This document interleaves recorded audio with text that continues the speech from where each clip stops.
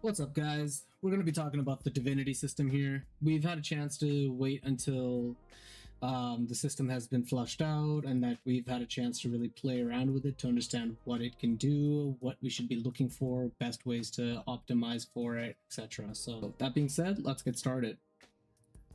The Divinity system has currently 3 runes that we are able to unlock. The first one being the Spear, second one Hammer, and third one Godslayer. And you can see more information about what is possible in terms of what you can roll for in this little menu in the bottom here. It'll tell you it's the raw stats, it's the offensive stats, it's your offensive race stats, as well as just your raw individual power stats.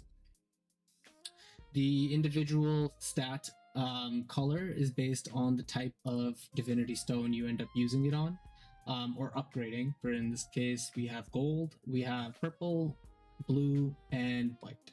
White's gonna naturally only roll white. Blue's naturally gonna be able to roll blue as well as white. Purple is going to be able to roll purple, blue, and white. And gold obviously rolls all 4. So just keeping that in mind, that's how you move forward with this system. It's very RNG and it's going to take you a long time to get basically what you want, but it is the way to really get strong nowadays with regards to just getting extra stats. So first off, we're going to talk about the different types. So Spear obviously being your offensive, Thunderous Hammer being your other stats when it comes to secondary stats, I would say. So P-Pen, M-Pen, hit, final crit, etc. Defensive stats, anti-crit, damage to monster types, reductions to monster types, elemental damage, and then final P-Pen, final P-Def, M-Def, etc. Same situation with regards to the tiers. And finally, you have Godslayer. This is going to be your PvP offensive, as well as bonus damage stats you'd see on your talisman, as well as the final damage stats and some other stats with regards to haste and final haste, etc. So these are going to be more of your like supplementary stats. That being said, I'm going to move into talking about basically how you get these stones. So there are about 6 ways that you can acquire divinity stones. The first one being the season.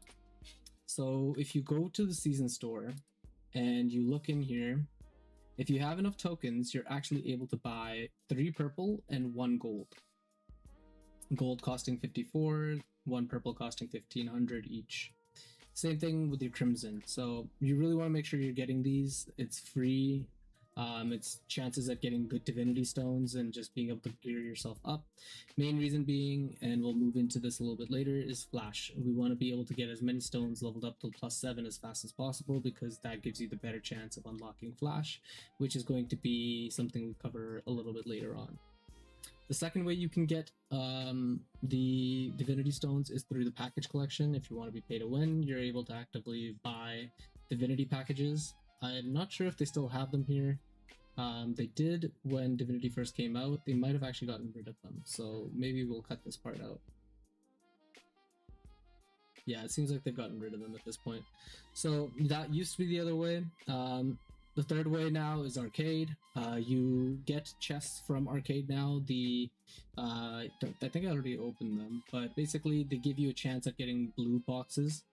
I haven't actually taken a look at the chests too deeply because today was the first day that we noticed that blue boxes came out of those chests, but I'm not sure if you can actually get gold or purple out of them. There might be a chance out of it. The fourth way is actually through the Infinite Tower.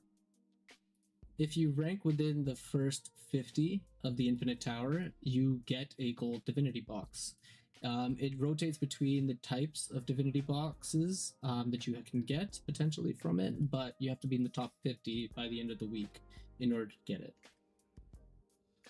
The fifth way is obviously just buying it off the market. So they've added a new section on here under the diamond exchange for gold divinities. You can actually buy them using diamonds.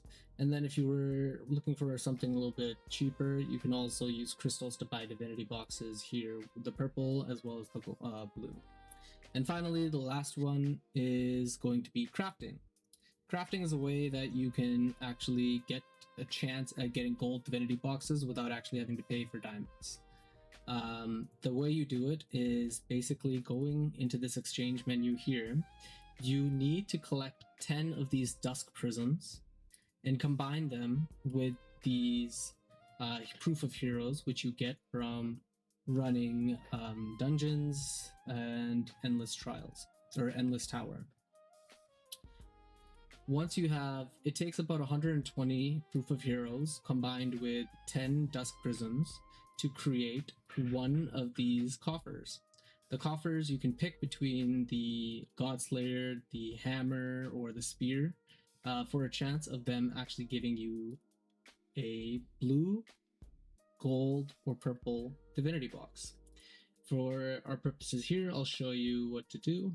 So we already have 2 of those dusks, so we're just going to buy a item here where you can purchase 8 divinity or 8 dusk prisms from this. Now that I have 10, I'm able to now craft a copper.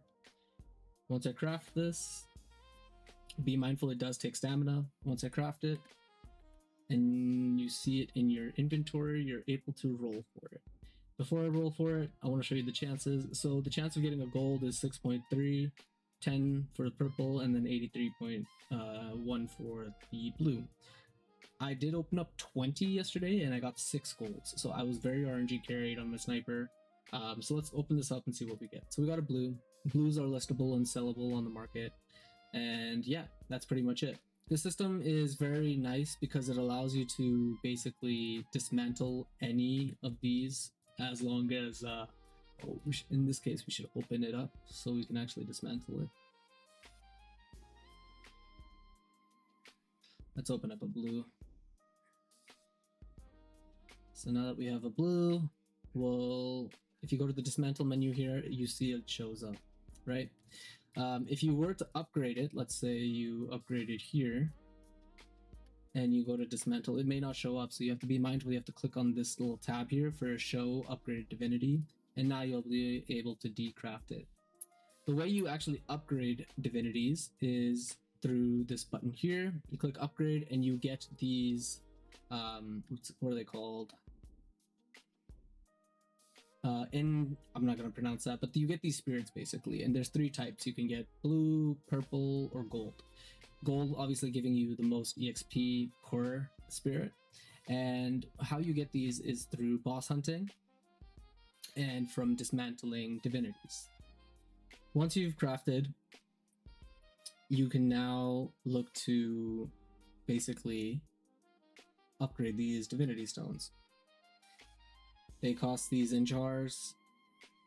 You can autofill obviously and just upgrade. Look at the stat you get. If you don't like the stat, you don't have to keep going. You can actually just dismantle as needed. So I'm just going to dismantle this because I don't really need this. And now there you go. The other thing you'll have to keep in mind is you can also synthesize gold prisms by dismantling 4 gold prisms that you don't need and then synthesizing them into the type of gold that you want. Again, it's an RNG chance to get 2 gold or blue purple stats for your first 2 lines and then upgrading from there. However, it's the only way to actually really push this flash option and to really regurgitate your gold prisms or gold divinities. The final thing I want to talk about is flash. Flash is basically a huge upgrade to your divinity for that specific slot. So each slot has its own divinity flash, and each flash has its own pity system. Each pity will give you an additional 1% chance, starting at 1.62%. If you are lucky enough to activate this flash, it's a huge upgrade. But keep in mind that it doesn't mean that it's activated for all divinity stones within that slot. It's only for the one that is upgraded +7. The way you unlock or have a chance to RNG this flash is when you go from +6 to +7 on that divinity stone. So keep that in mind.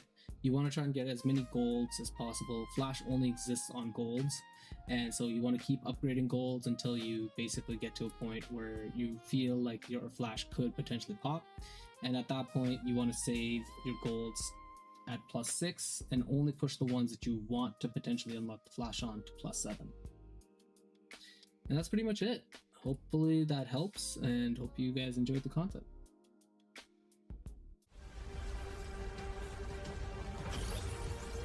Like, comment, and subscribe so you don't miss what's next. Touché.